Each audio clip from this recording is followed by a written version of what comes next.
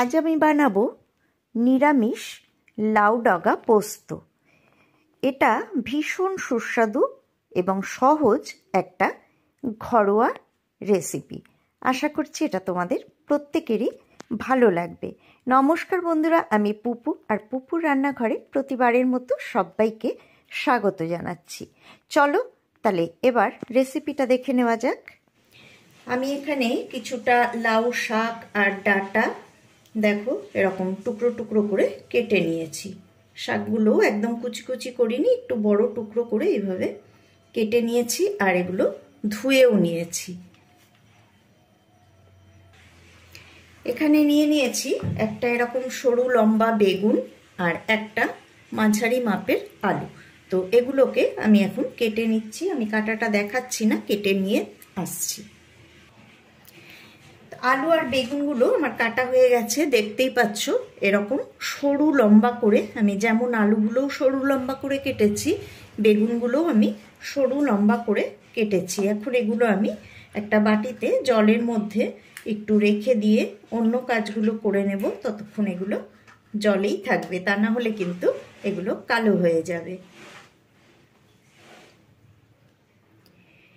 আমি ছোট মিক্সির জারটা নিয়ে নিয়েছি। যেহেতু লাউ শাক পোস্ত, তাই পোস্ত তো লাগবেই, সেই জন্য পোস্তটা আমি আগে পেস্ট করে নেব। এটা 1 টিস্পুনের সমান, তো আমি 3 টিস্পুন পোস্তটা নিয়ে নিচ্ছি। পোস্তটা একটু বেশি দিলে খেতে কিন্তু এটা ভালো হবে।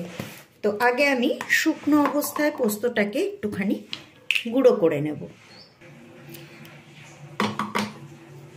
তো পোস্তটা গুঁড়ো করে নিয়েছি, আর এর মধ্যে দিয়ে দেবো একটা কাঁচা লঙ্কা। তো এই রান্নাটা কিন্তু খুব বেশি ঝাল হলে ভালো লাগে না, তার জন্য আমি লঙ্কা একটাই দিলাম। আর তোমরা যদি ঝাল পছন্দ করো তাহলে কিন্তু তোমরা আর একটা লঙ্কাও দিতে পারো। দিয়ে দিলাম অল্প একটুখানি জল। এবারে পোস্তটাকে আমি পেস্ট করে নেব। তো পোস্ত কাঁচা লঙ্কাটা দেখো আমি পেস্ট করে নিয়েছি। এবার চলে যাব আমরা রান্নার দিকে। গ্যাসে কড়াই বসিয়ে দিয়েছি, কড়াইটা গরম হয়ে গেছে। এখন আমি দিয়ে দিচ্ছি একটুখানি সর্ষের তেল, আর নিয়ে নিয়েছি দেখো অল্প কয়েকটা বড়ি, ডালের বড়ি। তো তোমরা ঘরে বড়ি না থাকলে বড়ি ছাড়াই করবে, তবে বড়িটা দিলে খেতে বেশি ভালো লাগে। তো বড়িটাকে আমি একটু ভেজে নেব।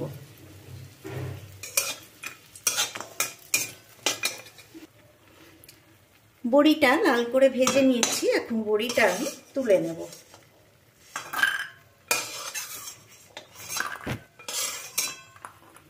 আর এর মধ্যে আমি দিয়ে দেব আরও একটুখানি সর্ষের তেল, কারণ তেলটা বড়ি ভাজাতে কমে এসছে। খুব বেশি দরকার নেই, এতে কিন্তু খুব বেশি তেলের দরকার হয় না। দেখো একদমই অল্প তেল আমি দিয়ে দিলাম, আর 1 টিস্পুন মতো তেল আমি এর মধ্যে দিয়ে দিলাম। দিয়ে দেব একটা শুকনো লঙ্কা একটুখানি ফাটিয়ে।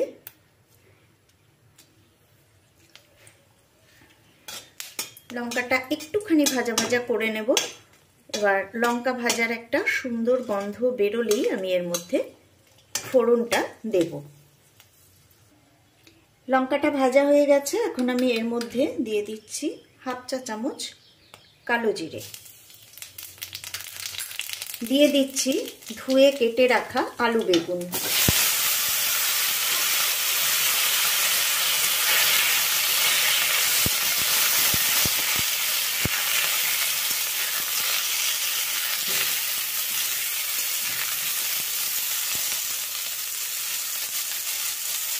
এবারে এর মধ্যে দিয়ে দেব স্বাদ মতো নুন।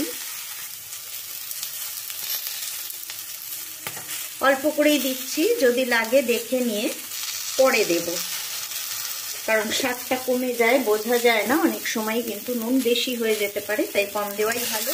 আর আমি কিন্তু এই রান্নাটায় হলুদের ব্যবহার একেবারেই করব না। তো একটুখানি সাঁতলে নেব, ভাজছি না কিন্তু, অল্প একটু সাঁতলে নেব।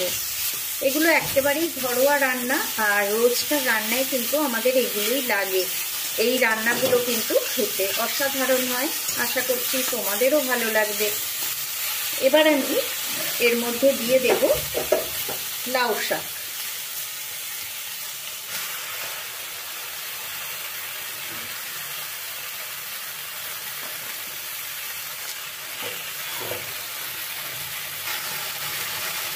আর একটা লঙ্কা আমি চিড়ে রেখে দিয়েছিলাম, সেটাও দিয়ে দিলাম। ফ্লেমটা কিন্তু একদম লো করে দিলাম, কারণ লাউ শাক থেকে জল বেরোবে, সেটা আমাদের দেখে নিতে হবে কতখানি জল বেরোয়। তো এটাকে এখন আমি ঢাকা দিয়ে দেব। আমি 2-3 মিনিট পর ঢাকাটা একটুখানি খুলে নিচ্ছি, দেখে নেব। এটা দেখো কতটা মজে গেছে, দেখতেই পাচ্ছ একদম ভর্তি ছিল।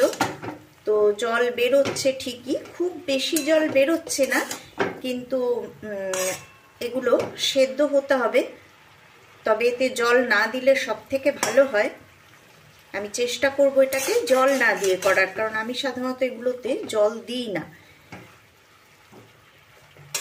এই লাউ ডগার থেকে যে জল বেরোবে তাতেই সেদ্ধ হবে। আর যদি দেখা যায় যে না, সেদ্ধ হতে অসুবিধা হচ্ছে, পাতা তো সেদ্ধ হয়েই যাবে, তাহলে সামান্য একটু জল কিন্তু দেওয়া যেতে পারে। আবার আমি ঢাকা দিয়ে দেবো এটাকে। তো মিনিট 5 পর আমি ঢাকাটাকে সরিয়ে নিয়েছি, আর আমি দেখে নিয়েছি নুনটা একটুখানি লাগবে, নুন কম হয়েছে। তো তার জন্য আমি এর মধ্যে আরও একটুখানি নুন আমার আন্দাজ মতো দিয়ে দিলাম।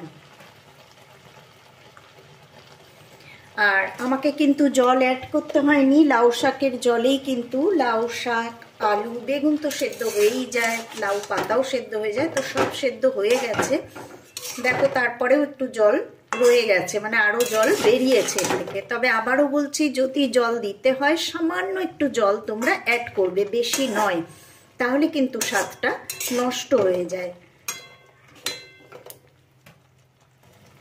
এবার আমি এর মধ্যে দিয়ে দেব 1/2 চা চামচ পরিমাণ চিনি। এটাতে কিন্তু চিনি অ্যাড করতেই হবে, এটা একটু মিষ্টি মিষ্টি হবে রান্নাটা।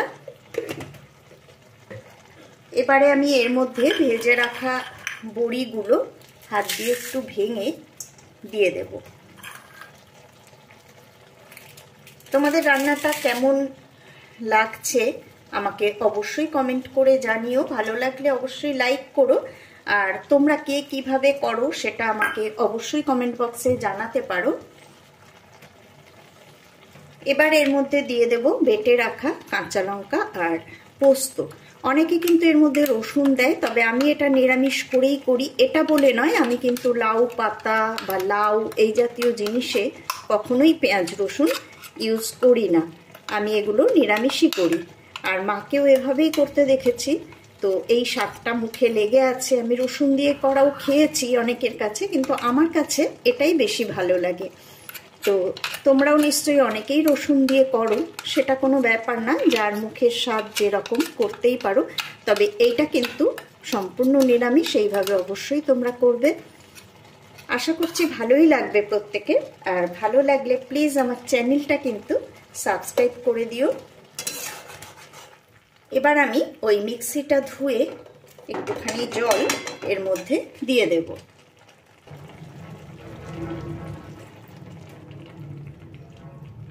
আর ভালো করে এটাকে মিশিয়ে দিয়ে এখন কিন্তু ফ্লেমটা আমি হাই করে দিয়ে আবারও ঢাকা দিয়ে দেব, তাহলে সব কিছু একসাথে মিশে রান্না কমপ্লিট হয়ে যাবে।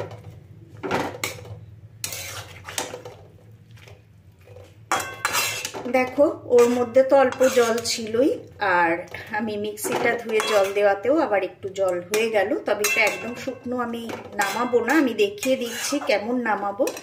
তো ফ্লেমটা এখন আমি হাই করে দিলাম, আর আবারও আমি এটাকে ঢাকা দিয়ে দিচ্ছি। আমি মিনিট 2 পর ঢাকাটাকে সরিয়ে নিলাম। রান্না কিন্তু একদম কমপ্লিট। দেখো এরকম ঝোল কিন্তু একটু থাকবে, কারণ এটা একটু পরেই একটু টেনে যাবে, আর এটা একদম শুকনো হবে না, তাহলে কিন্তু ভাত মেখে খেতে অসুবিধা হয়। তাই একটু কিন্তু ঝোল ঝোল আমি রাখবো এটাকে। তো গ্যাসটা এখন আমি অফ করে দেব আর এটাকে ঢাকা দিয়ে রেখে দেব।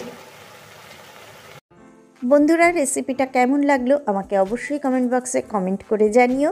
আজকে এই পর্যন্তই, বিদায় নিচ্ছি। আবারও ফিরে আসবো পরের পর্বে এরকমই সুন্দর কোনো রেসিপি নিয়ে।